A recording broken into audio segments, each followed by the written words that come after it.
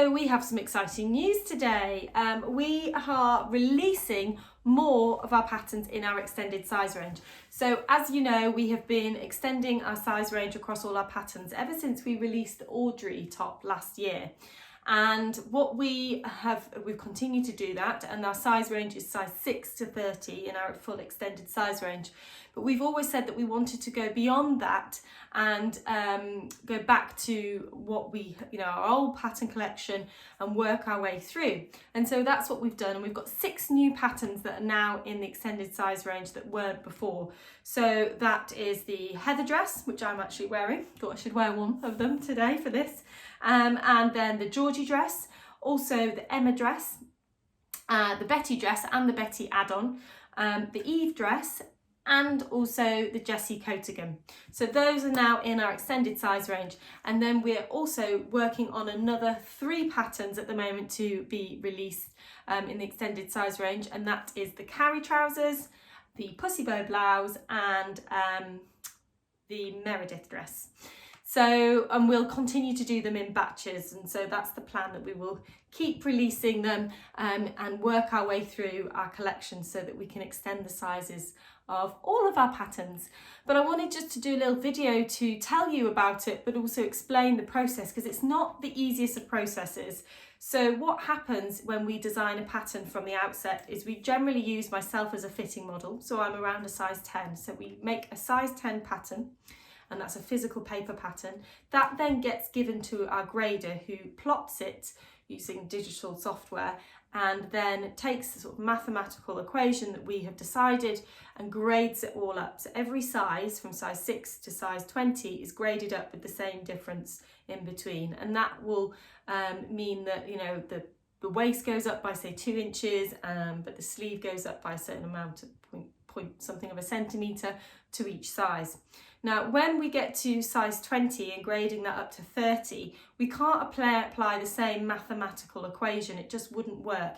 And that's because the weight distributes itself on those sizes at different points, and it's not so standardized. And it's very tricky because obviously everybody's different and every shape is different. And what we have to try and do is get something that is generally the most likely to be the size and how that should be graded. So what we do is we take the size 20 that we've already pre-graded, and we give that back to our pattern cutter, and then she then looks at that as an individual pattern. So we don't apply the same rule necessarily to all of them, and we think about how that pattern will need to be graded specifically up for those sizes. And so an example of this is we can't just take a sleeve and grade it up to size 30, because what would happen then is you would assume that wrists and forearms were getting bigger, but actually the way that we carry weight on our arm is we generally have more weight up here.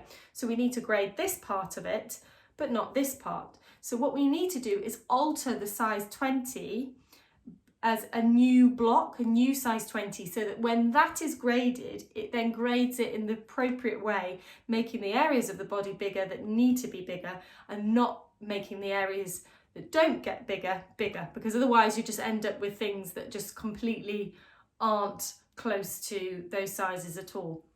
So it's quite an involved process, and that's why it's taken us this time to do it, and we wanted to do it properly, and so that's what happened. So we then give 3 new patterns every few month or two to our new to our pattern cutter, and she will then have a look and assess them and create new blocks at size 20 for that pattern, and then we can grade from there. So that's what we're continuing to do. We also are using lots more models, and you'll see particularly lots of our wonderful Chantel, who has been modelling our extended size range for us. She's looking absolutely fabulous in them, and we will be planning to do that as well, as much as we can across all new patterns. And also when we do have a photo shoot for a new pattern with her, we'll try and do some other of the patterns from the older patterns in that photo shoot as well, so that you can get a real feel for how they would look on other sizes. And that's really important to us.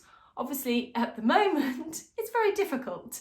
We're currently in a lockdown, so it's very difficult for us to shoot on anyone other than myself.